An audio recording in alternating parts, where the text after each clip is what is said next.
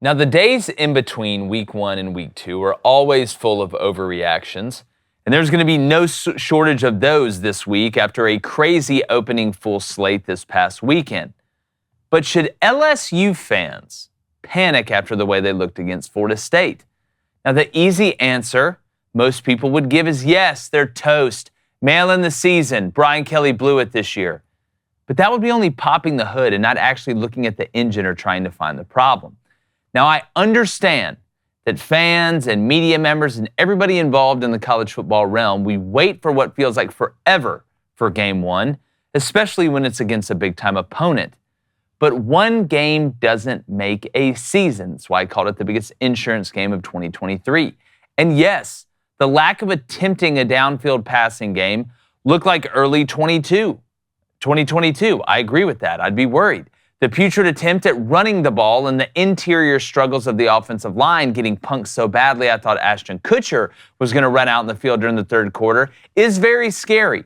But LSU is one of the few schools that has the personnel to be able to actually fix the problem.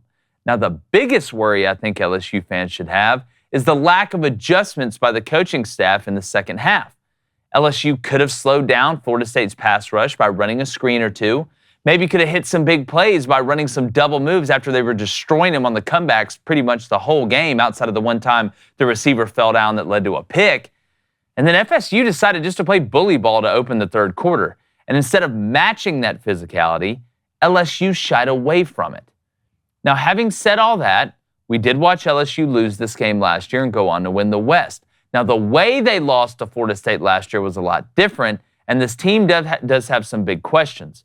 But I wouldn't leave them for dead just yet. So be upset, LSU fans. Be angry. They blew the opening game. You have every right to. But the season isn't over by any means. In fact, it's only just begun. Ooh. Yeah, y'all like that? I do like Tuesday that. morning. But listen, I understand being mad, right? You wait, get excited. We know LSU fans, they don't lose a party. You lost it last year, thought they'd come out with a vengeance. But there is a long way to go.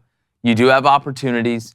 If you thread the needle here, there's still obviously a chance to not only That's a small needle. win the SEC West, but have a chance to make the college football playoff. But before any of that, to be able to fix problems, you have to have good enough players or good enough people. South Carolina, on one hand, I don't know if they have good enough players in the offensive line to be able to fix it against who they're playing. LSU, though, I think they do have enough talent. Brian Kelly's going to be pissed. You talk about narrowing your focus.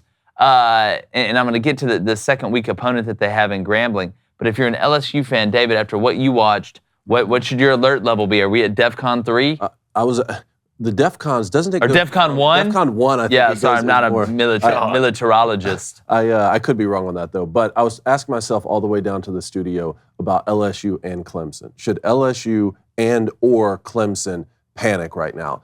And panic, when you use the word panic, you would think like, oh, the Dabo Swinney era at Clemson is on the decline and he's done there. Brian Kelly is just not the guy at LSU. If that's what you mean by panic, no, come on, let's grow up. If you're talking about panic about the college football playoff for this season, yes, I don't feel confident that either of these teams will make the college football playoff now. And shout out to both these teams that won the game. I mean, Duke for at sure. home last night, big ups to Mike Elko, man. And Riley Leonard, man, he's one of the best quarterbacks in the country. Right now, he's on number 3 to be drafted on Mel Kiper's big board. I mean, take that for what it's worth, but the kid is an absolute gamer. And then on the Florida State side, I couldn't believe my eyes at the beginning of the third quarter, just coming out and gashing LSU in the run game, which opened up what? That opened up a lot of that play action. You saw the stalk and go late and all those big touchdowns. At least there is one thing, though, on the LSU side of things, and we talked about this during our live stream. No, I don't know if they're going to run the table now and thread the needle like you say, but you could still win the SEC West and drop another game. And if you win the SEC West, what does that mean you can do? That means you could still technically win the SEC. And if you win the SEC, you will go to the college football playoff. I mean, unless you have 3 losses, that's going to be tough. But I think the winner of the SEC could make the college football playoff with 2 losses. And Brian Kelly's the type of guy who could make that happen. Yeah, and Blaine, again, sometimes it's not just that you lose, it's the way you lost. It just looked like Florida State came out of the halftime locker room and just made the conscious decision, we're going to big boy you. we're going to bully you and push you around. And after playing you for a half, and look, you look at the way the game was played. I thought Jordan Travis, and we're going to talk about the Harold Perkins being a spy and all that stuff, but I thought Jordan Travis was really good extending the play in the pocket and finding receivers instead of just taking off and running. He didn't have an inordinate amount of rushing yards. But Florida State came out, got under center in their first drive of the second half, and just ran lead and ISO right at you. And LSU had no answer for it. And it surprises me with the athletes that LSU has to watch them get pushed around like the freckled-faced kid with glasses in high school. Guys, college football season is back. The NFL is almost here. We have Major League Baseball playoffs right around the corner, and life's more fun when you're in on the action. So download the DraftKings Sportsbook app right now and use our code CRANE, C-R-A-I-N, C-RAIN, you get it? New customers can score $200 in bonus bets instantly when they bet just $5 on college football. Only on DraftKings Sportsbook and only with our code CRANE, C-R-A-I-N. DraftKings, the crown is yours. And if you have a gambling problem, call 1-800-GAMBLER or visit www.1800gambler.net in New York. Call 877-8-HOPE-NEW YORK or text HOPE-NEW YORK 467-369. In Connecticut, help is available for problem gambling. Call 888-789-7777 or visit cpg.org. Please play responsibly on behalf of Boot Hill Casino and Camp Resort in Kansas. 21 plus age varies by jurisdiction. Void in Ontario. See dnkg.com/football for eligibility, terms, and responsible gaming resources. Bonus bets expire 7 days after issuance. Eligibility and deposit restrictions apply. Boom! Woo, and breathe. Wow. That's exactly right. Give me a cowboy hat. Let's turn this thing into an auction. And let's be honest, LSU got punked. But at the end of that game, when Delp scored that touchdown, and ran through that kid, LSU got punked. And the last thing I'd ever thought about this game, I never thought I'd come to this game. You know what? Florida State's, they're going to beat LSU up between the tackles, between the ends on defense. I knew what Jordan Travis was going to do. I knew what their receiving core was going to do. Florida State always have those guys. But Florida State SEC'd an SEC team. For sure. They took him to the corner of the class, took him to the deep part of the pool, and said who could tread water the longest. And give kudos to Mike Norvell. Right now, you look at that Florida State team, I don't know a team that played better than Florida State over the weekend. Yeah. No. I really don't. Well, look at the weapons they have. Keon Coleman's for real. We talked about if you're somebody like Johnny Wilson, obviously if you're Florida State's offense, you're happy you have multiple weapons. But I think one of the reasons Johnny Wilson was so open, it seemed like the whole game, outside of a few coverage busts, and I know there were some scramble drill plays there, is because Keon Coleman was such a threat. LSU started focusing on him, and then the intermediate game, I don't know how you don't cover the giraffe, but I thought the way that I was shocked by a couple things in that game. Obviously the physicality, but one, LSU, the game plan, looked very similar to early in the year game plans in 2022. There was no attempt at a downfield passing game. No attempt at all. And I'm not saying throw it into double coverage. And it wasn't like Florida State was just playing umbrella coverage and keeping everything underneath. The only passes LSU were completing were drags and crossers and comebacks on the outside to Malik Neighbors. But you have to test the defense vertically, at least at some point, to maybe back those safeties up, maybe give Jaden Daniels a little room to run. But I say that, David, and they got beat up they couldn't run the ball. No, LSU couldn't run the ball at all. And despite not pushing the football downfield, Jaden Daniels still threw for 347. Mm-hmm. 22 of 37 for 347, did have a touchdown, did have an INT. Those are good enough numbers to win, but I don't know.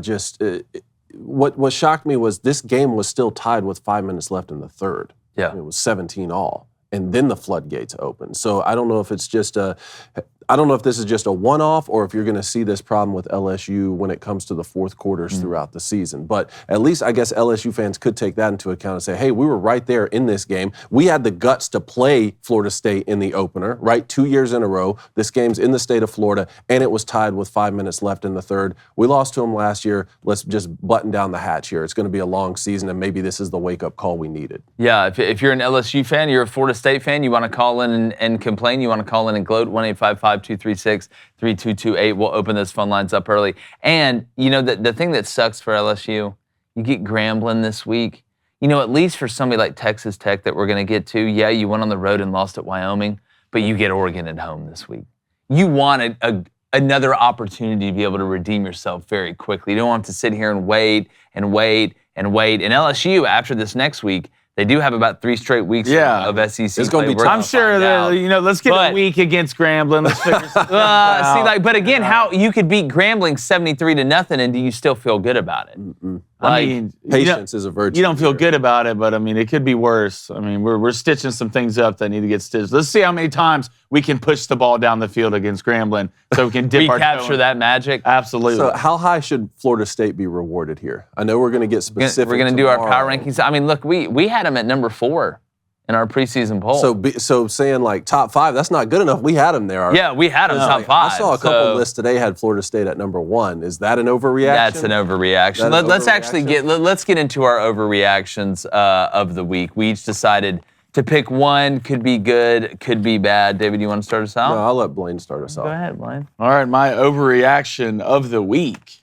I mean, it's got to be North Carolina. Or don't overreact. Or don't overreact. It's got to be North Carolina. I mean, I had North Carolina going 7-5.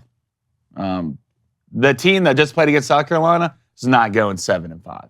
They're not. The biggest questions I have from North. Look, I know what Drake May was going to do. We all know who Drake May is. He's a top 2 quarterback going into the draft. Him and Caleb Williams, and apparently the kid from Duke's behind him is sitting at 3rd, and I'm fine with that. He needs to improve his passing game a little bit. But North Carolina, I thought their defense was going to get worse. I thought their skill position was going to get worse. You lose your number 1 target in Joshua Downs. The best North Carolina defense I've seen in a while. Yeah. And obviously they're not going to be able to keep it up through the year. I'm not talking 9 sacks a game. All right, but I'm saying, North Carolina defense that gives up 20, 22, 23 points a game, that could be a 9-win, 10-win North Carolina team because Drake May is that talented. So mine, the Tar Heels. I'll say Nebraska, don't overreact to a loss. I know there's a lot of Nebraska fans that said, here we go again. All we do is lose 1-possession games. Different coach, same stuff though. My thing is, look, you started off with a Big Ten opener on the road, and this isn't like you lost to Minnesota 15 years ago. I mean, PJ Fleck has several more years ahead of what Matt Rule's been able to build so far, right? This is Matt Rule's first game. I know you had them on the ropes. I know you were winning the football game. You lost a close one. Hey, put it behind you because now you're going to go on the road to Colorado, which we talked about a little bit yesterday in the live stream, and we're going to talk about some more later in the show, but you're going to have to strap it up because that environment's going to be crazy. Yeah. And you can't be sitting there thinking about, we lose all these 1-possession games. Like, go into Colorado, put on a good showing, and let's move forward with the Big Ten slate that you're going to have. A lot of people won a lot of money on the Colorado game, on the money line, if you did believe in them. I will say one sports book, and I'm telling you, a great time to be able to place a good bet for the next week is on Saturday of the week before. For example, Nebraska was a 9.5-point favorite against Colorado at halftime of the Colorado TCU game still. You could have got that. You could have got Colorado at plus 9.5 or bought it down to juice your odds to 7.5. And now Colorado's favored. By 3. That's one of the biggest swings you're going to see. My overreaction is anybody who's sitting here trying to draw conclusions about whether a top team is really good or really bad when they played a cupcake. For example, Georgia didn't blow the doors off UT Martin in the first half. They were up 17-0 at halftime. They ended up winning 48-7. Michigan wasn't just goat roping East Carolina up and down the field the whole game. They ended up winning 30-3. On the high side, Alabama beating Middle Tennessee 56-7, and Jalen Milroe had the scene from The Waterboy, when he's watching film and he's like, yeah, they have time to pick the ball up and dust it off, and he scores a touchdown before our guys even know what's going on. There's some things you can get out of it, right? You look at injuries. We're going to talk about that with Alabama. You have a couple DBs that go down in that game that are now questionable against the Texas team. Speaking of Texas, they didn't exactly look like the Globetrotters against Rice. There's a couple things that go into that. Number one, look at the style of play of some of these teams. The Michigan, the Georgias. They ran the ball. It was play-action offense with the new rules. Games where you used to beat teams 54-7 because the clock would stop, you're going to see 40-7. You're going to see 37-3. There's just going to be less time, less possessions because of the running clock. That's one thing. The second thing is there's two typical different lines of thought. One, if I'm playing a cupcake team week 1 and I have a big game week 2, say Texas playing Rice and you got Bama week 2. Same thing with Bama and Middle Tennessee playing Texas week 2. You either, on one hand, want to show a lot, not that of your favorite stuff, but just get a bunch of stuff on film, formationally, personnel grouping-wise, play-wise, so they have to prepare for a lot. So they're kind of spread thin. Or there's the second line of thinking. Show nothing, be absolutely peanut butter and jelly, and have the element of surprise. We saw a little bit of both this weekend. But anybody that is way over the moon because you destroyed a bad team, are way under the moon, I don't even know if that's a thing, because you didn't beat a team by 70 that you typically would have beat, you need to calm down because there's a lot of gamesmanship and different things. There's new clock rules that go into this year. So we don't know about a lot of these top teams. Well, hell, I don't think we know about USC. I don't think we know about most of the top teams because they haven't played anybody yet. So that, to me, is the biggest overreaction of week one at the top. Hey, YouTube, we are less than 200 subs away from 100,000. By the time you're reading this or listening to this, I'm probably already dead and/or we passed 100,000 subs. We appreciate it. Let's get to 200,000 because we choose to do it because it's hard, not because it's easy. Appreciate you guys.